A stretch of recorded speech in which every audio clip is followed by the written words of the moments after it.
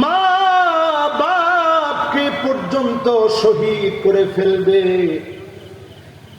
এখনই আমরা দেখি কিছুদিন পরে পরে ফেসবুকে আসে সন্তান বাপকে মারতেছে,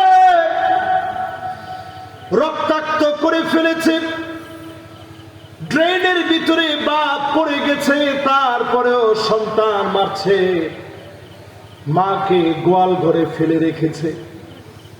এই দৃশ্যগুলা যখন দেখি আমার মনে হয় মুসলমানদের এখনই সময় ফিরে আসা, মা বাপকে এখনই চিনেন, মা বাপের কাছ থেকে দোয়া নিয়ে চলেন। অবশ্যই যিনি আমাদেরকে বিজয় দান করবেন তিনি কে? মা বাপকে বলবো সন্তানদেরকে বিবাহ শাদী সহজ করে দিবেন।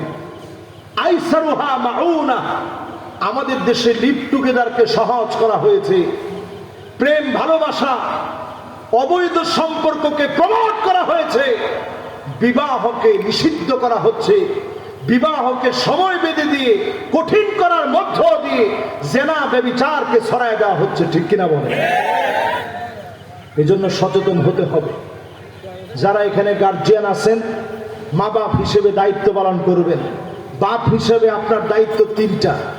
এক নাম্বার, আপনার ভালো সন্তানের জন্য নেককার স্ত্রী নির্বাচন করা। জোরে কোন কি?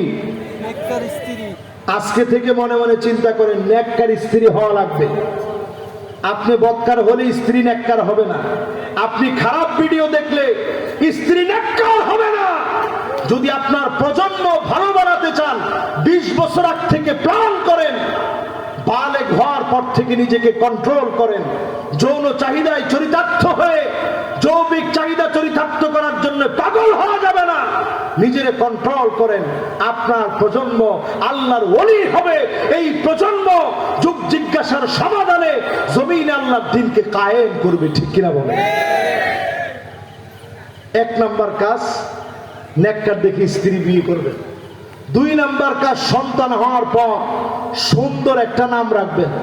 সিন্টু, মিন্টু, পিন্টু, পসা, বাসি, পলাশ, এগুলা না। শ্রীকান্ত, সূর্য, কৃষ্ণ, এগুলা না। নাম রাখবেন আব্দুল্লাহ, আব্দুর রহমান, আহমদ, হুমাইদি, যত সুন্দর সুন্দর নাম আছে ইসলামী নাম রাখবেন। পারবেন তো? 3 নাম্বার, আপনার কাজ হচ্ছে সন্তান আপনার কাছে পাওনা, আল্লাহর কাছে মামলা করবে কিয়ামতের দিন। 3 নাম্বার পাওনা হচ্ছে ছোটবেলা থেকে তাকে ছোটবেলায় আল্লাহর পরিচয় জানান। প্রথমেই তাকে একতারা, দুতারা, সেতারা শিখান, আল্লাহর পরিচয় শিখান। কত নাম্বার হাদিস গেল? 17 না? 16 গেছে, বাকি আছে কয়টা?